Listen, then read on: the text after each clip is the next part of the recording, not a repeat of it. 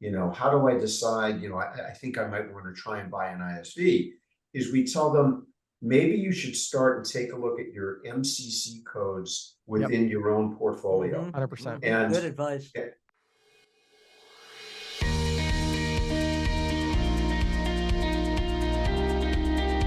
everybody, welcome to the Merchant Sales Podcast. Before we get started today, I have to address the elephant in the room for those of you that are watching on video. So Right. as of this recording, I turned 40 years old yesterday, and I decided I was going to go clean shaven after 40. The problem is I'm doing the intro and the other segments after we did the interview with Lane yesterday.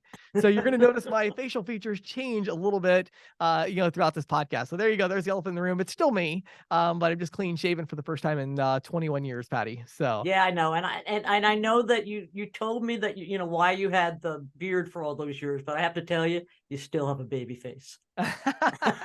Thank you, Patty. I appreciate it. It was getting a little gray. I was like, all right, this has got to go, So anyway. Yeah, no, it looks great, James. It looks Thank you. great. And So- our interview with yeah. Lane today, you wanna talk about that for a second? Absolutely. Yeah. So Lane is kind of my go-to person when I'm talking about brokering a deal, finding an ISV, for one of my clients to purchase or selling an ISO. So he's a broker in our industry, very specific niche. And we're going to talk about buying an ISV. If you're an ISO, should you go out and buy a technology company? What's involved in that? And it was just really packed, really dense kind of interview that gave a lot of, I think, good information, Patty. Yeah, a lot of really great information. And then your questions from the field, I thought was really interesting because it's sort of like future prognostication, I guess we can say, right? The death of the 1099 model is the topic. And we, not that I'm predicting that it's going to die, but I'm talking about what could kill it. And so Right. more of a longer term thing, but something that every agent in ISO you really need to be thinking about. And then Patty, tell us about the insiders, which had two really interesting breaking kind of stories here. Two interesting breaking stories here. One being the Credit Card Competition Act, which is being labeled Durbin 2.0. Right. And the fact that Block is suing Visa and MasterCard over interchange fees. James and I discussed this at length. I think everybody's going to probably enjoy our conversation. Excellent. And the last thing I'll say real quick, Lane Gordon, 733 Park, not advertisers with us, not sponsors. They don't compensate us for consulting or anything like that. So I always like to clarify the relationship when we jump in. So with that being said, let's dive in and have this conversation with Lane. Hey, everybody. Patty and I are here today with Lane Gordon from 733 Park. How you doing today, Lane? Good. Nice to see you, James, and nice to see you again, Patty. How are you? Oh, great. Looks like you have a forest there behind you. My log cabin, your forest. We could have, you guys are really looking very rural today. I don't know. Exactly. Yeah, Beautiful. no, it's nice and lush. Yes, that is true. It's Very cool. beautiful. Yeah. So I'm in my studio here. Patty's in a log cabin, and Lane is out in the woods somewhere. So that's what we got going on. So no, but so today we are going to talk about what I think is one of the hottest topics in the payments industry, definitely among ISOs and processors of any kind of size, and that is buying an ISV or acquiring a technology company, depending on how you want to word it. But this idea of, hey, we're a payments company. We see that software is eating payments. So let's go buy software. And that's just such a hot topic. So before we dive into that, Lane, it's been a little while since you were on the podcast. So give us a little background. What is 733 Park? What do you do? Give us your story. Sure. Thank you very much, James. So 733 Park, myself, Lane Gordon, I'm the managing director.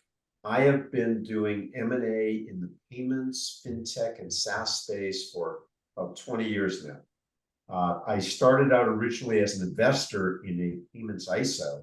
And then I took a more active role within that ISO and ultimately wound up working on sourcing many of their acquisitions that they had made along the way. And so with that knowledge, really enjoying putting transactions together, I had then left and started working solely to do buy-side and sell-side work, representing sellers of ISOs, sellers of technology companies, buyers for ISOs, buyers of technology companies, depending upon what the project was, and essentially helping folks to create value. So when we work for an ISO or we work for an agent, let's say that has a portfolio, or we work for a SaaS company or ISV, we're always trying to think of ways to guide that particular client. Sometimes it's through a long-term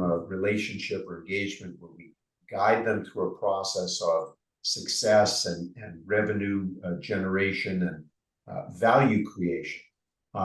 All revenue is not created equal. I think we're probably going to talk about that soon. Yes. So it's very, very interesting getting involved with these folks. And then what's also interesting on the flip side is when we get involved with either public companies or PE held portfolio companies that have specific projects where they're looking to acquire certain technologies, or as a topic may be on this particular podcast, ISVs, which I know everybody is very, very excited about. So yeah, I've been doing that for a long, long time. I love it. I love putting together these deals, and I love working with the clients. Excellent. So you are in a great position to answer a question I have, which is, why are so many payment processing companies looking at acquiring technology companies, and vice versa for that matter? It's a great question, Patty. I think we started to see a decent amount of this activity around 2015 or so. There were some earlier adopters a little bit prior to that, but 2015, some of today's higher flyers, if you may, particularly legacy payments companies at the time, started to become very aware that the future was changing. And what I mean by that is, prior to that, if you kind of think about the history of payments a little bit, once upon a time, a lot of the revenue that was in an ISO or an agent portfolio was actually terminal leasing. Right. All sorts of terminal leasing programs. Then we saw somebody started giving away terminals for free, and so that kind of killed that. And then things moved more towards how do I differentiate? I differentiate through better customer service, better customer support, always answering the phones. And then some groups upped their game on that. So that changed, and payments became more and more of a homogenous, non-value added product, if you may. And as a non-value added product, what I mean by that for your listeners is, let's say I'm a merchant, somebody rings my doorbell out here in the woods right now, but I have a little setup, maybe with a standalone terminal or something. I'm accepting credit cards, and somebody rings my doorbell and says, hey, I don't know you, but I'm going to save you 5 basis points. Okay. I no longer have a contract. I'm not leasing the terminal, everything else. Yeah, sure. Save me 5 basis points. That's great. And I'm gone. And that is churn. And so the opposite of churn, at least as industry looks at it today, is really having a lot of touch points, with the business, the merchant, etc. And in comes ISV. So for example, let's say that I own a karate school, and all of my bookings now are through this little piece of software that somebody wrote that parents can go in and they can sign up their kids and they can look at the schedule, and things are wonderful online.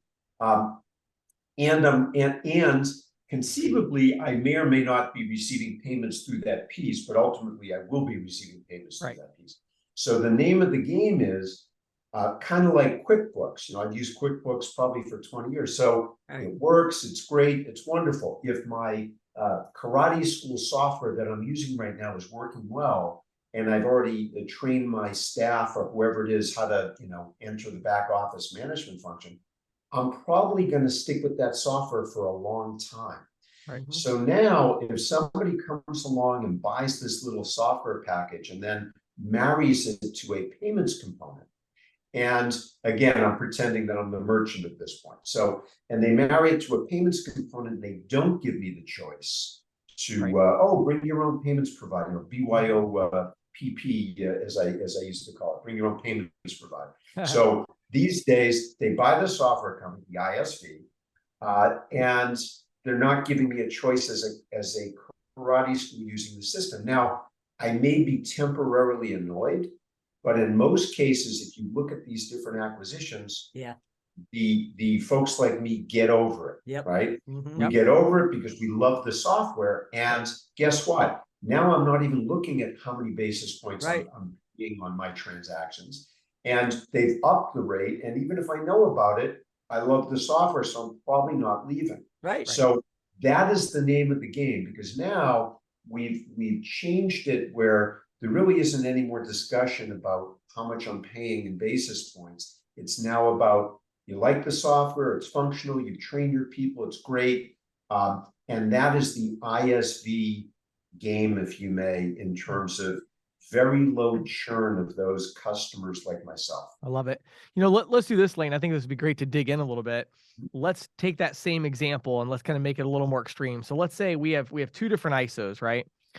One ISO has a portfolio of 100 karate shops with what you just described. They have the software, they own the software, right? And it's all integrated, and they're doing, you know, $20,000 a month in you know, margin on these deals, right?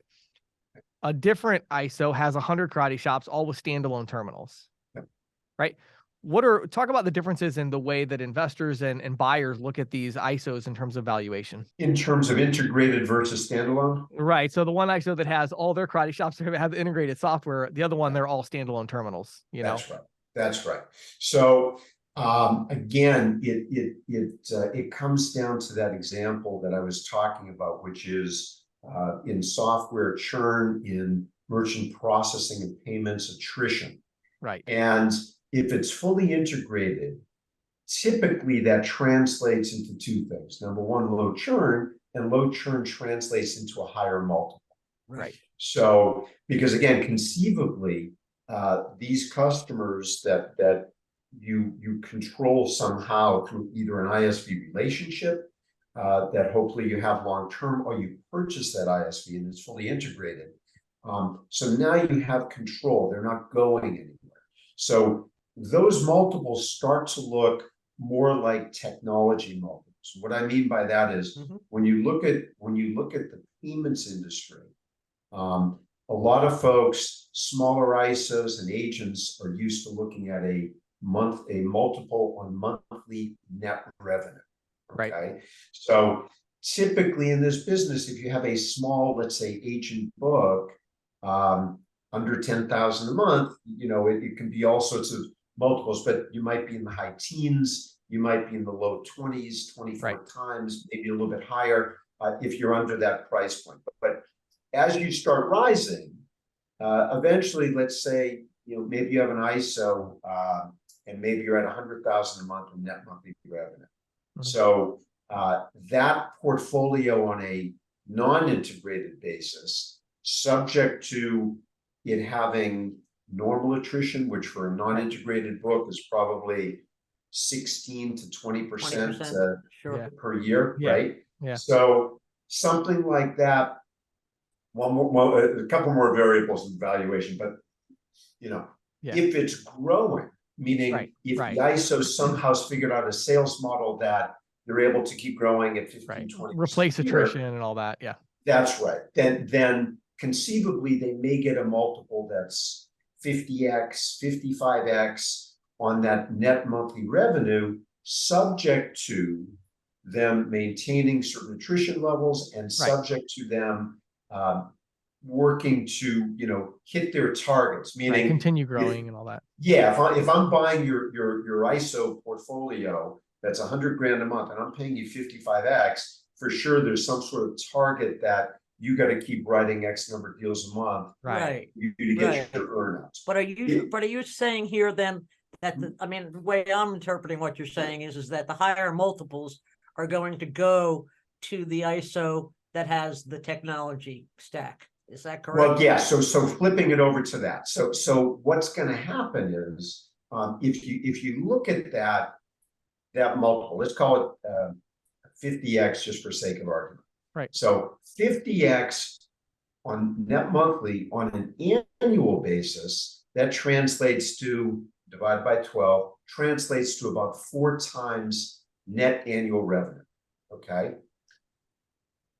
And if you start looking at some of these traditional payments companies versus these completely integrated solutions, ISVs, you start to see these wonderful, wonderful big multiples of net annual revenue. And even in a lot of other cases, you see multiples that to some degree are a little bit disassociated with that net annual revenue, and they're actually looking at a software multiple, what they call annual recurring revenue, right? Right. So if you have a software company, let's say, and you're the thing's growing 50, 100% a year, and you're over, $5 million in annual recurring revenue, let's say, you're going to start to see a multiple that is going to be in the, perhaps, depending on subject to a lot of things, but in the high single digits, maybe the low double digits, even in the current market environment, right? So, and again, translating that back, what does that mean to the typical ISO? What is double digits on ARR? So if we look at that and work it now backwards to monthly, you start to talk about numbers which, again, in the traditional payments world are just stratospheric, because let's say 8 times annual revenue or something, and even if annual revenue translates to net annual revenue, Right. on a monthly, that would be like 96x. Okay. Now, that's right. So not that somebody necessarily, and again, these are very rough, and it all depends on the situation, depends what they're focused on, but you start to see this boost when you break out of the more traditional monthly multipliers of 36 to maybe 48 on larger books, and start to get bigger and bigger and bigger, because an investor, a buyer, a technology or other company can say, hey, we can model this out using our financial calculator, financial tools, and based on low attrition plus growth, this is going to be around for a long time. It's going to grow. So does that help? I think that's great. And I will say, I mean, the companies I've worked with, I mean, that's exactly what I've seen. There's one I know recently that got kind of the equivalent of about 110x on monthly net revenue. And again, that's because there's fully integrated technology and there's growth. And so, I think people forget, that if they haven't done a lot of finance training, I mean, like, if somebody's buying a business, all they're doing is buying money. They're just buying future money. And if your churn rate's really low, there's a lot more future money to buy, and you're going to get a better multiple. Right. That's right. That's right. And it's it's really interesting because you mentioned 110x. You're absolutely right. It's interesting what's happened since COVID and post-COVID. So I call the COVID days, other than April when COVID first hit, and you could hear crickets chirping on deals. Soon as we hit the back end of that May of that year, right? And as soon as free money started coming, what I call free money started going into the system at 2% interest rates, there was a huge flurry of activity in terms of buying and everything else. Right. So sure. Anything that had, and again, I'm being a little bit humorous here, but anything that had a pulse, and what I mean by that, it had EBITDA, it had some other life signs and all that, and it didn't necessarily really have to be growing, became attractive because your cost of capital is almost zero. Right. Okay. But now, Not fast now. forward to, was that not now? That's right. So fast forward to today, what we're seeing is that deals that don't have growth, there's a lot less interest, meaning there's work to be done on those particular ISOs or payments companies in order to clean them up, pretty them up for a buyer, so that owners, founders, sellers can get the price point that they are expecting or hoping to get versus what the market's going to pay them right now, which is not much. If you have an ISO, maybe you're doing $1 million a year in EBITDA, which for those folks listening, EBITDA, essentially, it's not what you're reporting to Uncle Sam. It's adding back all the stuff you're pulling out of the business, including depreciation, taxes, amortization, and any interest payments on debt. So when you add that back and gross up what you're reporting to Uncle Sam as your net income, you arrive at EBITDA, an annual grossed up EBITDA number. And so we're just, there's still some interest in things that are flat, that have some degree or sizable EBITDA, but there's much more value to be had for an owner trying to build enterprise value to show growth, and growth, whether that's signing new accounts, or whether that's locking down accounts via ISV or ISV channel. Right.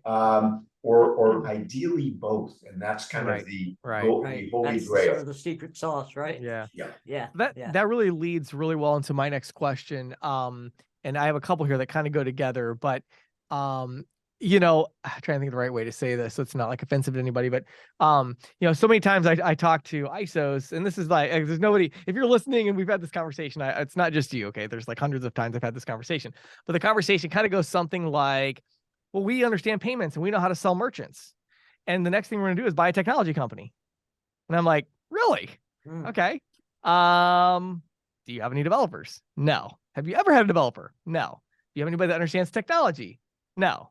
Right. And so it's Or like, no, they think they understand technology. They just don't understand. right. Yeah, I know how to the use my back end of iPhone. It's like, well, technology. okay. Right. So as I see this kind of almost flippant view of this, I'm going to go buy an ISV. I have money.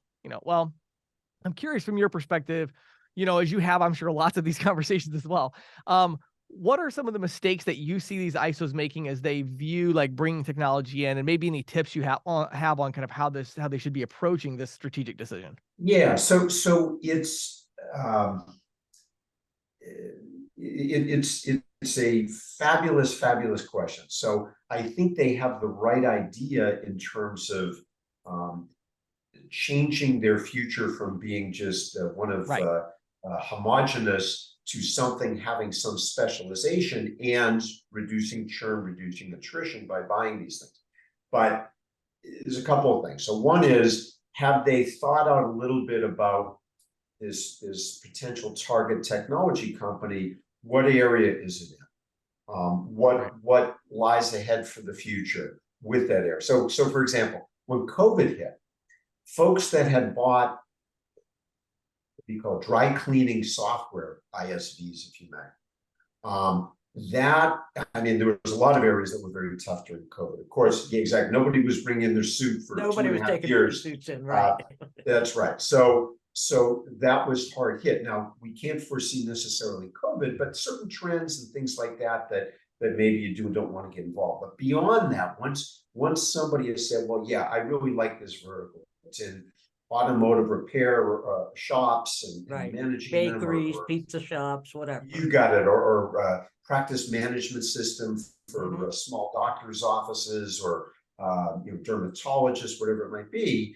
Once you've got that focus, now comes the part of, okay, do I have the technology skills and do I have the team to number one, assess what this ISV is built under the hood, to understand what technology they have. Are they directly integrated to something? Are they going to be directly integratable? Or are they just attached to a payment gateway or something like that? And right.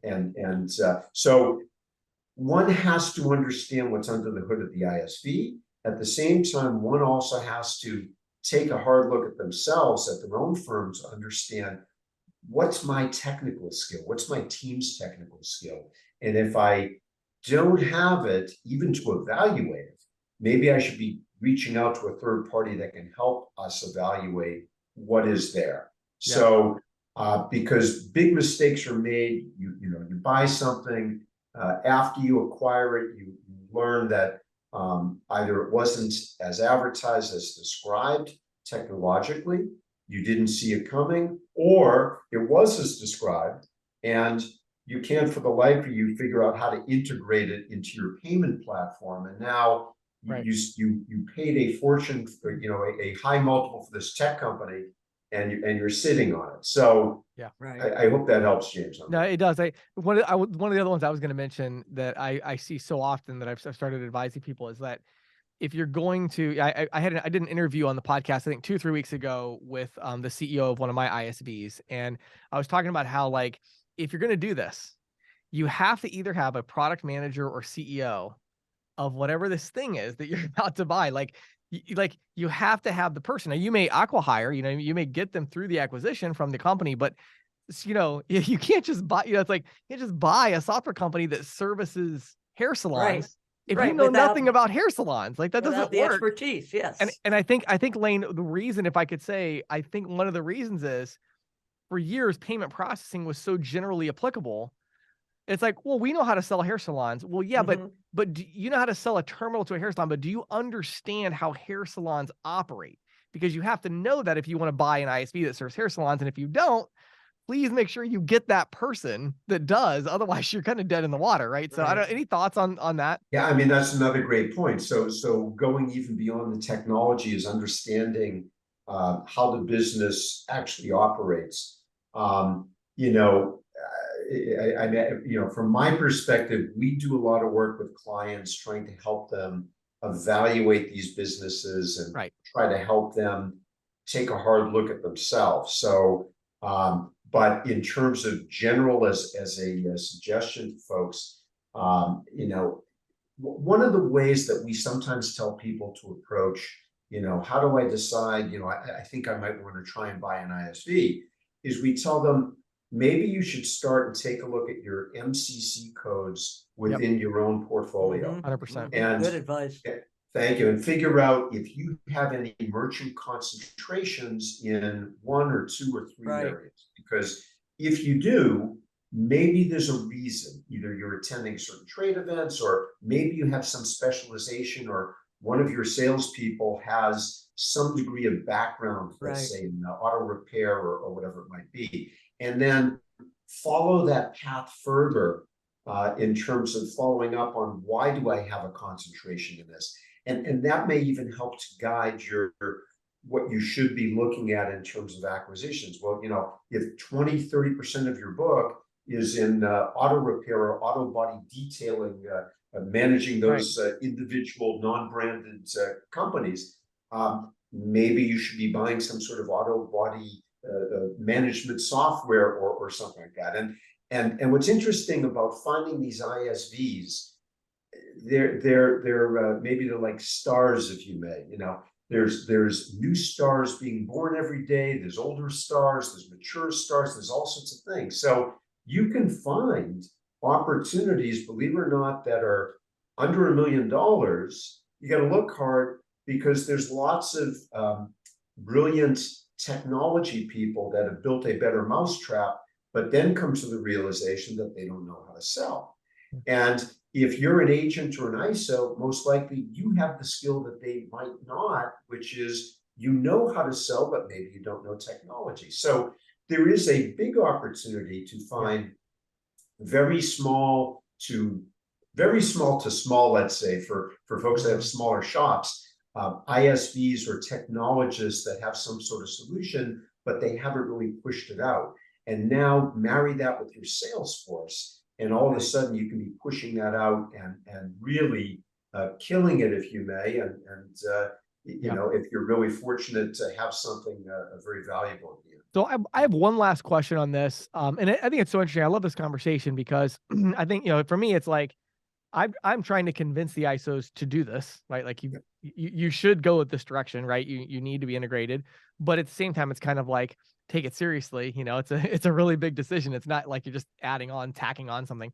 But one of the big challenges that a lot of them face is they don't understand the capital markets and finance. They've got a 75,000 a month net revenue, right? But they're like, well, yeah, but I could never buy a $3 million company. Like how, so when these ISOs come to you, give us the elevator pitch of like, how should they be thinking about access to capital, and what is that thought process like? Yeah, that's a great question. It's again, for your specific audience, speaking to, let's say, deals under $5 million. Right. Some of the, sometimes those can be financed through a SBA loan, Right. Which the SBA, in conjunction, let's say, with a bank that they already have a relationship, maybe their deposits are all going through a certain local relationship. They get involved with an SBA loan. Their bank is an SBA lender. They may be able to work that together in such a manner that they still need to come up with down money, but depending on the deal, maybe it's 20%, maybe it's a little bit lower than 20%. Another thing to maybe for folks to think about is, and I mean this seriously, although maybe it's somewhat humorous, is, do you know someone that has money?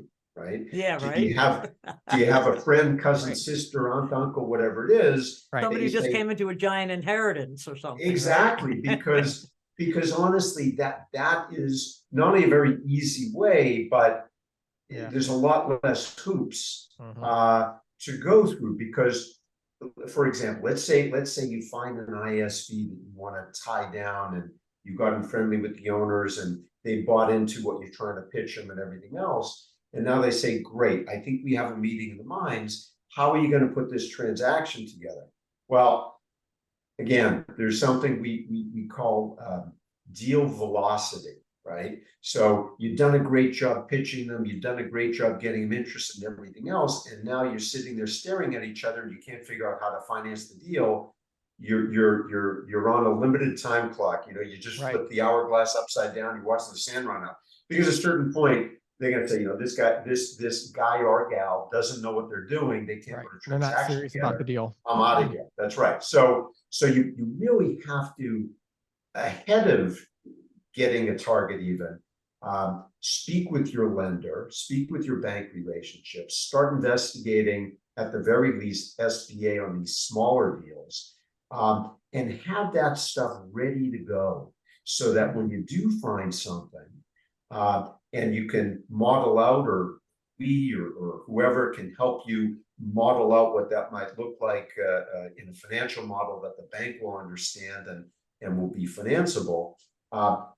That's, you want to be up your game, so you're ready to go. You're ready to rock and roll when you find and cut that deal. Right. Otherwise, you've done a lot of work to lose a deal. Yeah.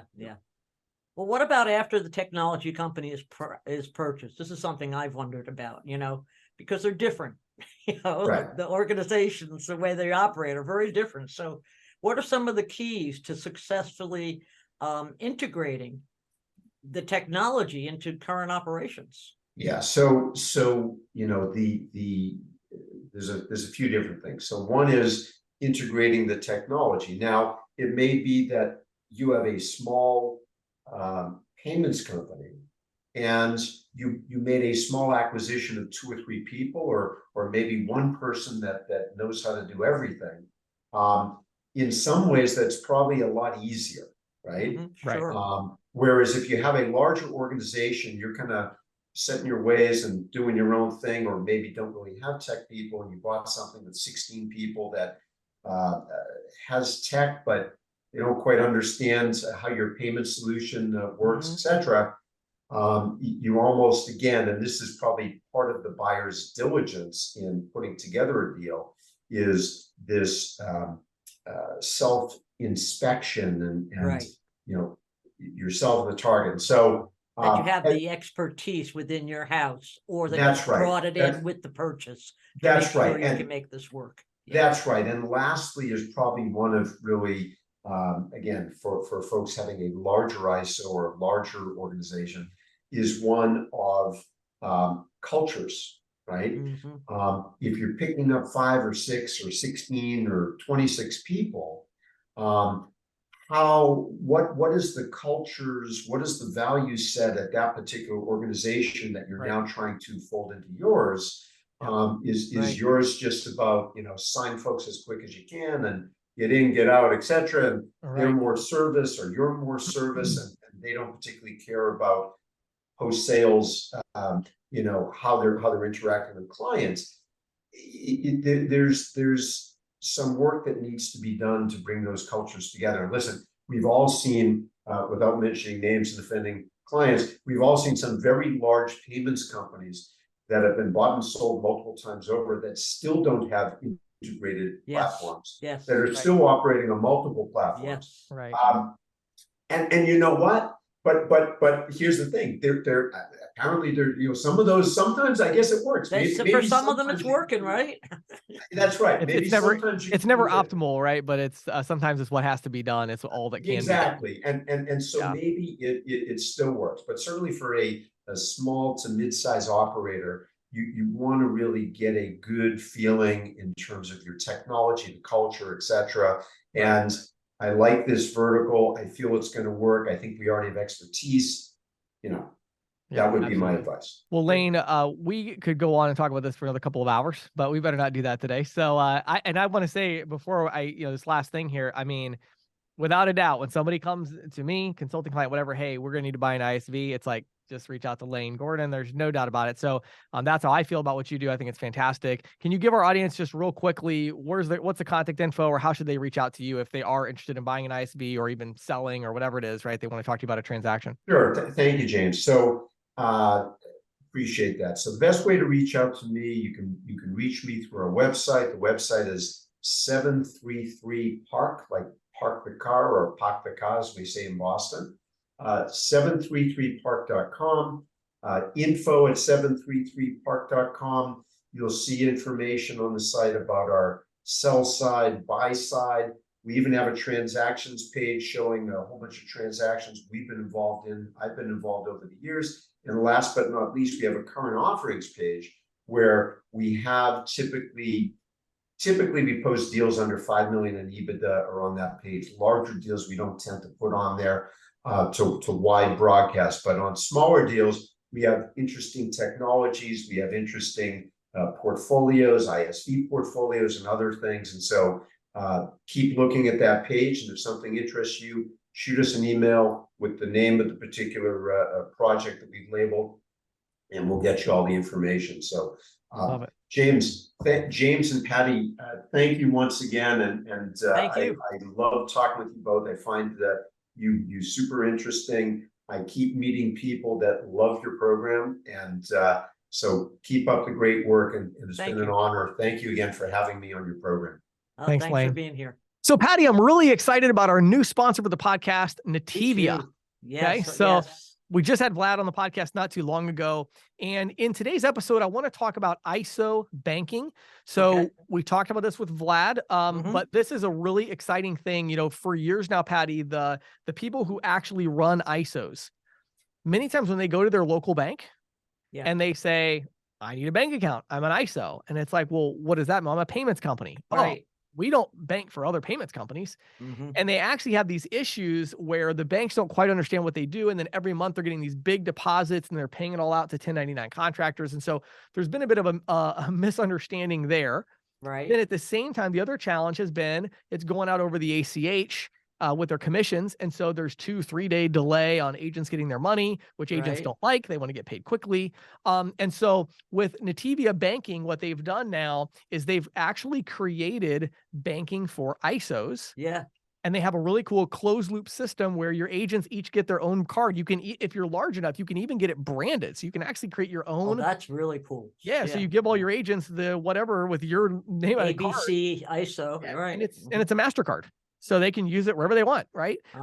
But they're also going to have all kinds of benefits. I mean, they can get rewards benefits. Incredible rewards program, the way he described, right? Yep, it's really cool. And then they also would get their own Nativia banking app, right? And then that's like a regular bank account, and they can order new cards. They could also transfer the money, of course, right into their traditional bank account, like pretty near instant transfer. And the thing is because it's closed loop, the money is coming directly into their accounts almost immediately because he's using either RTP or FedNow. Well, no, he's not using either in this case. It's literally. In that case, it's right because it's closed loop, but he's getting it fast. Right. So, yeah. So as an ISO, you have your account with your money in it, and then you just instantly pay out, and it goes right into the bank accounts of all your agents. They have an app on their phone. And so I think there's two things about it. There's so many things I love about it, but two things I want to point out. Number one is if you're an ISO, I mean, this is literally banking that's designed for you, banking services. Now, you still need your traditional bank, no doubt about it, for cash management, everything else. And there's no brick and mortar involved or anything. Right, exactly. Like that, But this is for expense management and all that. But mostly paying out residuals and bonuses is huge. But the other thing is it'll give you and your agents a flavor of fintech and neobanking. And give you an understanding because you can also earn residual income by selling Nativia banking to your merchants, which we're going to talk about in a further on down the road. Yeah, sure. So if you want to learn more about that, you can head over to nativia.com/banking, or if you go to nativia.com/ISO-banking, that's the specific one for ISO banking. But at any rate, just click learn more, reach out to their team. They'd be glad to give you more information on that. So again, that's nativia.com/ISO-banking. Check them out. New sponsor of the Merchant Sales Podcast. So Patty, today in Questions from the Field, I want to talk about what I think could be the death of the 1099 model. Okay. Ooh, So, you know, I have had so many interesting conversations with technology companies, with ISOs, et cetera, recently, and with my own team. And there's this core issue that nobody is really talking about in the industry. And I really think it is like the most important thing if you're a 1099 agent. They just, there's a big disconnect. So we have this trend, and we talk about it all the time on the podcast, you know, software is eating payments, integrated Right. payments, vertical specific, you know, technology. That's right, like, right, and I mean, if you're still listening to the podcast at this point, I would imagine that you agree with that to some extent. right. If Right. you didn't, you wouldn't be listening. but- Yeah. Otherwise, you'd probably be sick and tired of us talking about it. So if you believe that, here is something that we have to talk about. We have to talk about compensation, okay, and exchange of value. Yeah. So, you know, Patty, if I'm going to go place a standalone terminal and it's Mhm. going to cost my processor $100 to provide this Mhm. terminal for free, Right. maybe they're going to give me, you know, a $200 bonus, and I'm going to get a 70-80% split. You know what I mean? Yeah. And they're going to talk to this merchant once to activate the terminal, and that's it. They may talk to him again, you know, if they try to do a price increase or something, but most likely they're going to talk very rarely to this Or if merchant. there's a problem with the terminal, they're, you know. Right. Right. So when you think about the exchange of value, given that scenario, right, where does the bulk of the value belong in this relationship? Well, it belongs with this salesperson. It belongs with the 1099 partner. Why? Because they're bringing this deal to the table, and Mhm, that's mhm. kind of the only thing that matters. As long as we have Right. the deal, well, the terminal's a no-brainer. That's easy to ship out a terminal. The support is minimal, right? Almost non-existent. So that doesn't matter, right? And then, you know, we got to move the money around. So the ISO is going to have a relationship with some processing company. Well, that's trivial. So Right. where should this value go? Well, it should be very steeply slanted towards the agent. And Mhm. unfortunately, for the last kind of decade, you know, that slant has kind of continued as there's more streamlining in the industry. And the agents, you know, as of a couple of years ago, have just kind of come to expect these incredible slanted value exchanges. Yeah. Yeah. And they are like, In fact, well, I've heard people, you know, like make comments like, "Oh man, I'm only going to make like 1,500 a month on this account," and I'm like, "Excuse me." You right. know? And it's like, oh man, you know, I want a 90% split. I want my processing company to do everything for me and all that. Right. It's like, I get it, right? But I want all the here's money. I want you to do the work. all the Go work, ahead. right? But here's the problem with that. That does not make sense in a Right. vertical specific integrated software world. Yeah. Okay. Right. For several reasons, right? Let's look at the reality of the situation. Let's say now, again, you know, my company, CC Storage, one of the ISVs I own that goes after self-storage properties. Now, Right. to be really clear, we do not partner with anybody. We don't do 1099. We don't, you know, we have our own internal team, and it's a whole separate business, right? But let's assume that I did for a second. Let's assume I have a 1099 contractor, right? Okay. How would this work? Well, the 1099 contractor would go out and find me a self-storage property owner that's interested in getting software. Mm-hmm. Okay. What would happen next? Well, they would have to send them to my team and say, can you do a demo? Right. My team, my employees would do a demo for this merchant. Then after the demo was done, what would happen next? Well, maybe the sales agent would be involved in trying to close the deal, but probably that's going to be part of the demo, right? Mhm. So we're going to get a yes. And based on the software that we built, that's why they're going to say yes. Right. Then the next thing that happens is somebody has to build them a property map where we take all the properties and we put them on this map that's visually in our software so that they can see their property on a map. Well, that takes like an hour. And one of my employees is going to talk to the merchant and email back and forth until we get their property map, build it, and then make sure that we built it correctly. What's going to happen next? Well, somebody has to explain to them how to use the software to load their customers in and send out the link so their customers can set up auto pay. Mm-hmm. Do you understand? So so ultimately the agent is basically bringing us a deal, helping us get the deal closed potentially. Mm-hmm. But then there's all of this other stuff that has to be done by us, the technology company. And then once that's all done, the customer is going to stick around for the next 20 years. Right.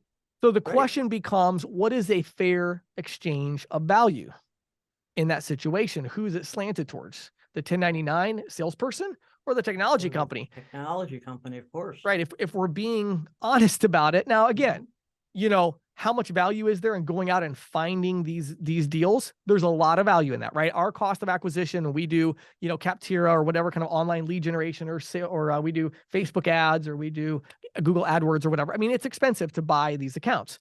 And Sure. we don't, that money can go to the salesperson. But I'll tell you what these salespeople need to start doing. And I'm just going to be very, I'm sure I've got plenty of haters on this one. So, but I'm just going to be really transparent and honest about like what you need to do. Okay.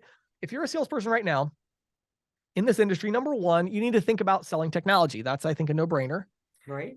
You then need to think in terms of this ongoing revenue split.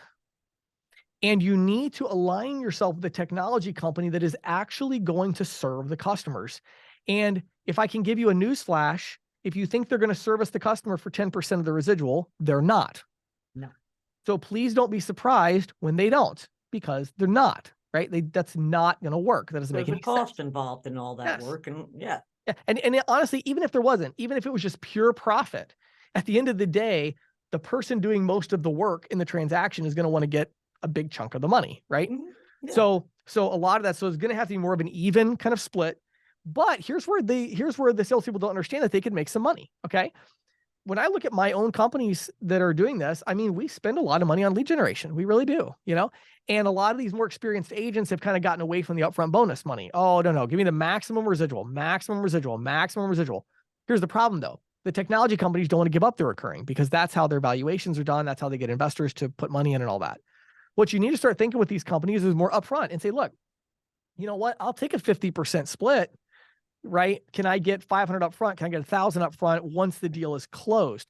And that's a language they'll understand because they're like, oh, cost of acquisition. Sure. Our in-house cost of acquisition for a hair salon client that does our point of sale system, our in-house cost of acquisition is 2,000. And this person wants 1,000, but they want 50% split. Good. That makes sense. Yeah, right? makes sense. Yeah. They can do that. So my challenge to everybody really is we've got to rethink this. I personally, Patty, and I'm going like super against the grain today. I actually really think if I was an ISO, I would start considering different residual splits for different programs, right? Yeah, Not just right. for agents. I would say like, hey, you know what? Because this is what happens. The ISOs are coming to me. And I'm talking to the ISOs and I'm like, hey, what's wrong with you? Like, you need to have integrated payments. You need to have a PayFac-like experience. You need to have vertical specific. And they're like, well, James, what in the world? I'm making like 10% margin on most of these deals or 20%. Like, how am I going to? It's like, well, yeah, you need to come to market and say, hey, look, we now have an unbelievable system program for, auto repair shops. It is off the charts. Like, it is exactly what everybody wants to sell. No matter what residual split you're at with regular deals, these deals pay 50%, these deals pay 40%, whatever, plus $1,000 up front. Yeah. And go to market with the economics that make sense. Are most of the agents going to jump on board initially? No, most of them are going to say you're crazy and I would never do a deal like that because But over time, as they go out and try to sell these auto shops, guess what? It's not getting easier. right. You think it's getting easier to place a standalone terminal in an auto repair shop right now? No, it's not. It's getting harder. And as these agents, as it gets harder and harder, eventually they're going to think to themselves, wait a second, I'm walking into this auto repair shop and I want to try to sell them. And I could get $1,000 check in up front. Plus I can provide them with a free point of sale system. I can instantly sign them up with a PayFac-like experience. And then I can hand it off to the company and they're going to do all the work to make it happen. Yeah. And they're going to say, screw my 80% split. Give me the 50. Let's make something that's going to work. And let me just get a yes and get this deal done. And that's where the market to the next. Yeah. And that's where the market is going.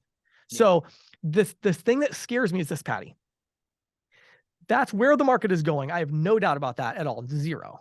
But the question is where the market is going. Is it going to include 1099s? Or are the 1099s eventually just going to price themselves out of the market? And these companies are going to say, you know what? We'll go W-2. They're going to be super happy with a 15% residual split, $60,000 a year salary, some bonus structure in there, and let's go, right? And so those are the conversations that are happening in the industry right now, right? And they've been happening for a while, but they're starting to get more and more serious because the 1099s, they continue to demand more. Yeah.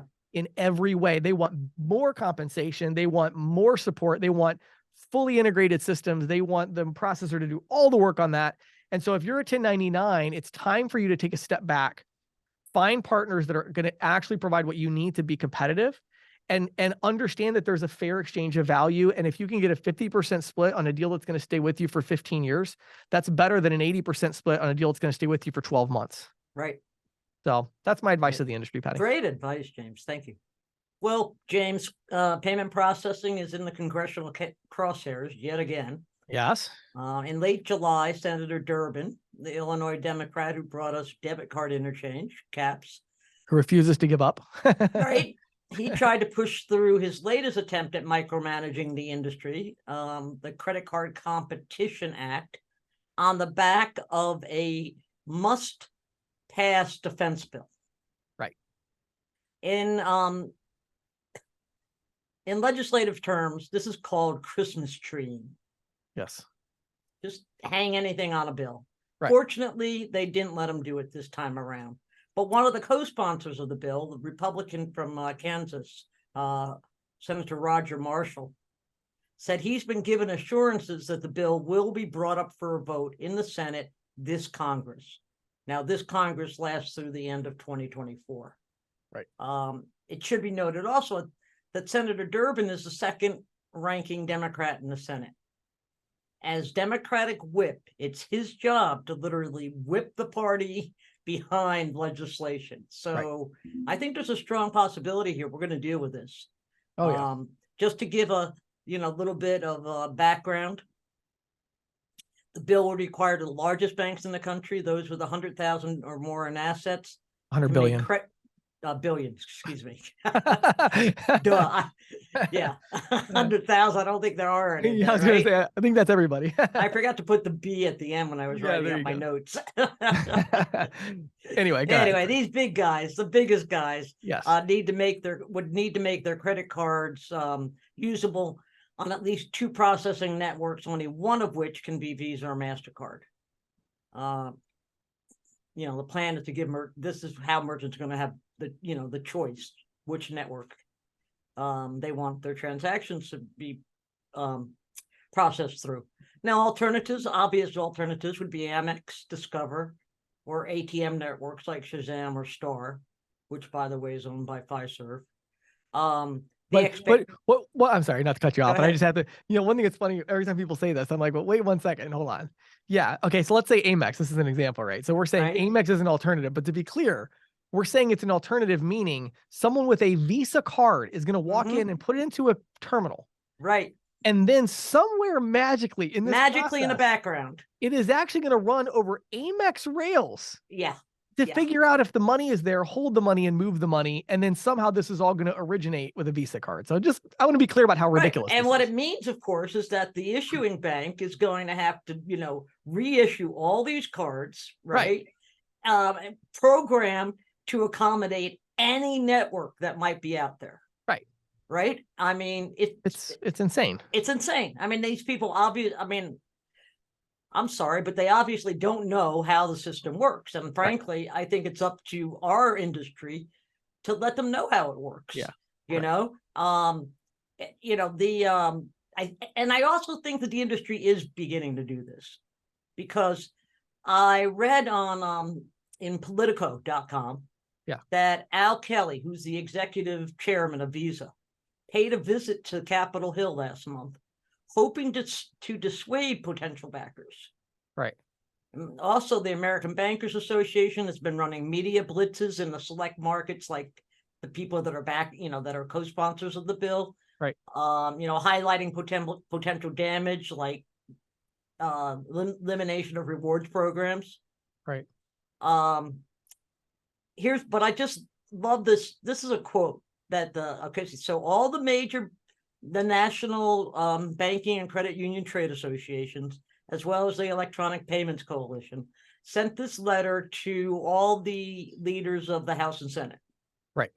Okay. And it was a pretty long, extensive letter, but there's this one quote that I just really loved. It said, "The federal government's attempt to impose price controls by regulating interchange through the Durbin Amendment is the purest example of failed government policy. Congress should not double down on this failure. We urge you to reject the cynical manipulation of our nation's payment system for the narrow financial gain of the nation's largest retailers." which I Wow. thought was pretty, let's put it in there. I mean, basically you're taking one constituency and you're Right. putting it against the other, and you're squeezing Right. the small retailers, the small credit unions, and the consumers in the meantime. Yeah. But so that happened, it didn't get put on the bill, which is really great, but it is going to be put on some bill this year. And we need to be aware of that. In a related development, and I know you've probably heard this, and maybe some of our audience has heard this already, but it blows my mind. Block, the company formerly known as Square, has filed a lawsuit against Visa and MasterCard. Yeah. They conspire to inflate interchange and to befuddle merchants with interchange schedules that they can't understand. Right. So here we have the interloper wanting to, they want special treatment. I mean, they're saying, okay, we Right. want to be on an equal basis with processors, but, oh, by the way, we also want to be the merchant's friend and look for lower interchange, which of course they're not going to pass on. Yeah. So I was just looking up while you were talking about that on LinkedIn. I actually did I did an interesting poll about this the other day. I said, what will happen as a result of this legal action? We had Right. 128 votes. Oh, wow. 72% said Visa will win, nothing will change. 5% said Block will win, and 23% said this will continue to spur new regulation.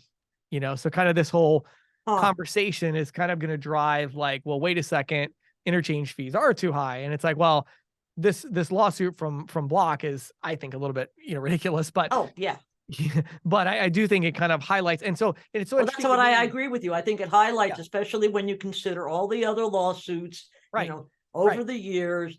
You have Durbin's legislation. I think, and this is kind of why I added this on here, because I think we have this snowball effect Right. going on right now. Right. And so I think ultimately the thing I don't like about the Credit Card Competition Act is actually not that they're trying to lower the cost of interchange. I don't like it's not that part that I dislike, although Right. I don't think it's unnecessary. But the thing I don't like mostly is the security implications Yes. of what they're trying to do. I think it disrupts a very stable, well-established network of, I was trying to think, Patty, what was I talking about this to somebody?